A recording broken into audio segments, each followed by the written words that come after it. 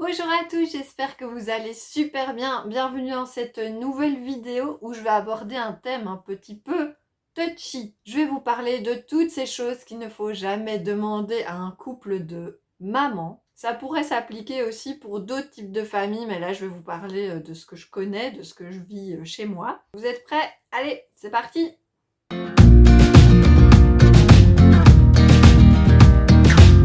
Avant de commencer cette vidéo, je voudrais juste attirer votre attention sur le fait que je sais très bien que quand on pose ce genre de questions, quand on nous pose ce genre de questions, c'est jamais fait de manière méchante ou voilà, je sais que c'est pas pour faire du mal, mais souvent c'est très maladroit, souvent c'est un peu intrusif, c'est mal placé, donc je préfère voilà, poser le cadre et vous dire je sais très bien que ce n'est pas fait méchamment, mais faites attention à ne plus poser ce genre de questions. Je précise aussi que toutes ces questions m'ont réellement été posées un jour. Alors je sais, vous allez vous dire quoi, on a osé lui demander ça un jour, oui oui, et je pense vraiment que ce n'est jamais fait méchamment, mais oui, il y a des gens qui m'ont demandé ça un jour. On va commencer avec la première question qui, selon moi, est la pire de toutes, celle qui me met hors de moi, celle qui m'énerve au plus haut point. La fameuse question, est-ce que vous connaissez le père des enfants? Non, puisqu'en fait, ils n'en ont pas. Ils n'ont pas de papa. Ils ont deux mamans. On a bénéficié d'un don de sperme fait par un donneur qui est semi-anonyme. On ne le connaît pas. Et il n'est en rien le papa des enfants. Être un papa, c'est vraiment avoir un lien avec l'enfant, le connaître, au moins là, il y a aucun lien, aucun lien. Le donneur n'a jamais voulu être le père de mes enfants, on ne se connaît pas. Et d'ailleurs, heureusement que certaines personnes font des dons comme ça pour permettre à des couples qui n'arrivent pas à avoir d'enfants, ou pour qui c'est tout à fait impossible, de fonder une famille. Mais revenons au terme de père. Dans une famille homoparentale, avec un couple de femmes, il n'y a pas de père. C'est tout. Il n'y a pas de papa, il n'y a pas de père. Ouais, c'est comme une maman solo, ben il n'y a pas de papa. Ça sert à rien de lui dire est-ce que tes enfants ils connaissent leur père? Ben non, il n'y en a pas. Donc voilà, la question n'a aucun intérêt.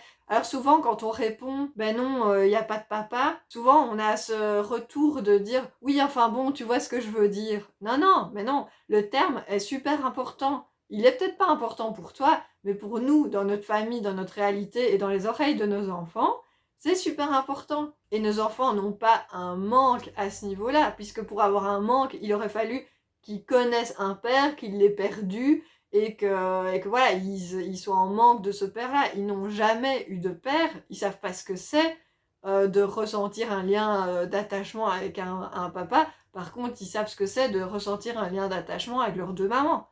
Donc ils n'ont pas du tout de manque à ce niveau-là. Donc vraiment faites attention aux mots que vous utilisez quand vous parlez de ça. On n'utilise pas le mot père, mais on va utiliser le mot donneur. La nuance est vraiment super importante, ce sont deux choses complètement différentes. Le père a vraiment un rôle d'éducation, il doit subvenir aux besoins de son enfant, il y a vraiment un lien d'attachement, tandis que le donneur, pas du tout. Voilà, je me suis un petit peu énervée sur la première question, on va passer à la deuxième. Bon, en fait, cette question va m'énerver aussi, mais je crois qu'elle m'énerve un petit peu toutes, d'où le besoin de faire cette vidéo. Donc la fameuse question de « alors, c'est qui remplace le papa ?» Sous-entendu, qui a l'autorité dans votre couple? T'ensuit, après cette question, le fait de me dire ah oui mais moi mon enfant il m'écoute pas, il faut que ça soit son papa qui crie parce que sinon il écoute rien. Et j'ai toujours envie de dire, et d'ailleurs c'est ce que je réponds, c'est que on a l'autorité toutes les deux, donc personne ne remplace le papa, on est deux mamans. Et en fait on est juste deux parents. Donc il faut arrêter avec les clichés de papa, maman, papa a l'autorité, maman fait la cuisine, et est douce et fait des bisous et des câlins. Papa travaille et sait faire respecter les règles, il crie beaucoup, il n'est pas souvent là. Enfin, voilà, ces clichés-là, en 2021, on va les balayer bien bien loin parce que c'est plus du tout comme ça que sont les familles, et heureusement. Donc arrêtons de véhiculer ce genre de clichés dans les questions qu'on peut poser à des couples homo, et à n'importe qui d'ailleurs. Donc on est un couple de mamans, on a chacune nos personnalités, on a chacune notre niveau de patience, on a chacune nos exigences, on a chacune nos besoins, et donc en fonction de ça, eh ben, on se comporte de telle ou telle manière avec nos enfants. Il n'y a pas une question d'autorité, de douceur, on est douces toutes les deux à certains moments, on est autoritaires toutes les deux à certains moments, on crie, on pleure, enfin voilà, on est des êtres humains sans être rangés dans des catégories. Et donc vraiment, il faut arrêter avec ces clichés. Je suis en train de faire le montage de la vidéo, je me rends compte que j'ai pas abordé quelque chose qui est quand même important et qui pose souvent problème.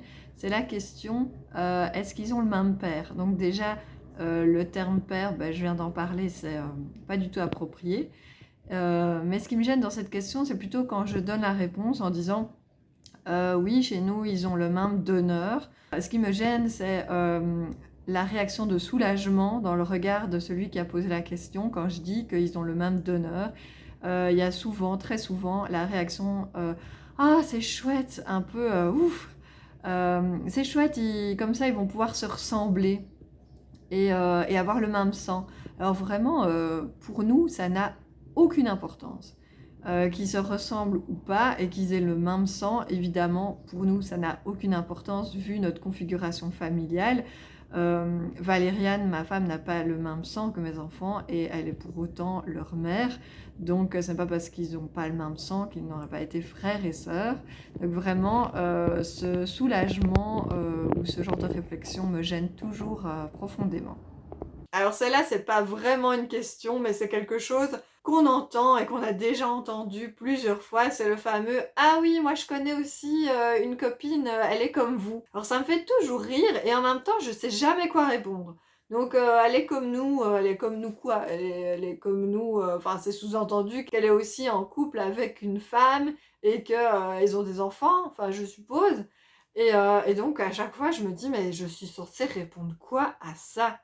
Ah ouais, ben moi je connais Jean-Marc et Maritza, ils sont hétéros. C'est fou quand même, tu les connais pas par hasard? Enfin, c'est vraiment cliché à mort, mais il faut arrêter avec ça. C'est super que tu connaisses un couple de lesbiennes.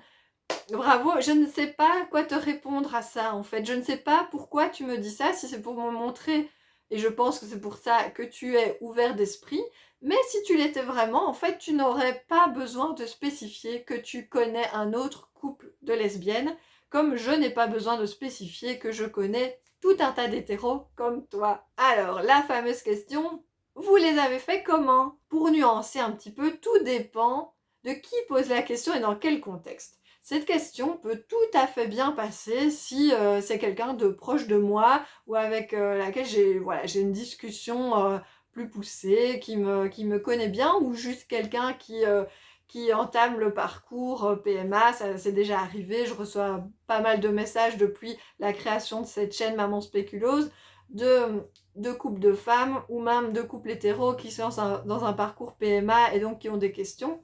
Et là, il n'y a vraiment pas de souci. Je suis tout à fait ouverte à répondre à leurs questions, il n'y a vraiment pas de problème. Quand ça pose un problème, c'est quand ça sort vraiment de nulle part. On est dans la discussion, on est en train de parler, je dis par exemple « Oh, ma femme est au travail, elle va bientôt revenir ». Et là, c'est déjà arrivé, mais plusieurs fois, que la personne bug en me disant « Mais vous les avez fait comment, vos enfants ?» Et quand je vous dis que ça arrive dans des contextes un petit peu étranges, c'est que la dernière fois que ça m'est arrivé, c'était avec le gars qui est venu déboucher nos toilettes. Il a compris qu'on était un couple de femmes à un moment, il s'est arrêté, il m'a dit « Vous avez fait comment, vos enfants ?»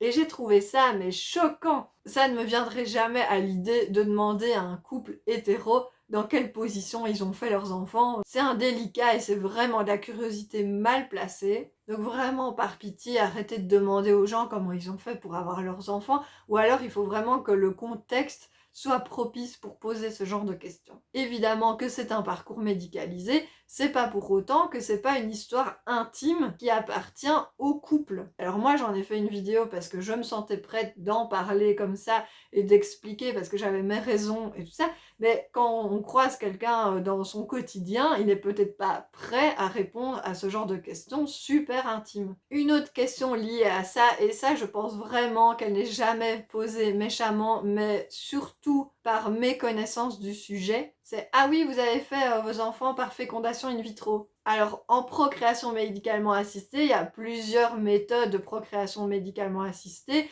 La première qu'on essaye, et vraiment c'est en fonction de chaque cas, mais a priori la première qu'on essaye, c'est l'insémination artificielle avant la fécondation in vitro. Mais quand on pose cette question-là, c'est qu'on n'y connaît pas grand-chose sur le sujet généralement, ou alors qu'on s'en mêle un peu les pinceaux. Mais personnellement, moi j'avais un peu du mal avec cette question, parce que ça me renvoyait l'image de « Ah ben t'es en couple avec une femme, du coup ça veut dire que t'es stérile ». Ben pas du tout, en fait je suis pas du tout stérile, je suis juste avec une femme, donc forcément elle n'a pas de sperme, donc ça ne peut pas arriver naturellement comme par magie. Mais par contre, moi je suis pas stérile, donc si on fait un don et une insémination, ben je peux tout à fait tomber enceinte. Alors c'est pas du tout un jugement ou quoi que ce soit envers ceux qui font appel à une fécondation in vitro. C'est jamais le premier choix, le truc on se dit on va avoir des enfants, je rêve d'une fécondation in vitro, pas du tout.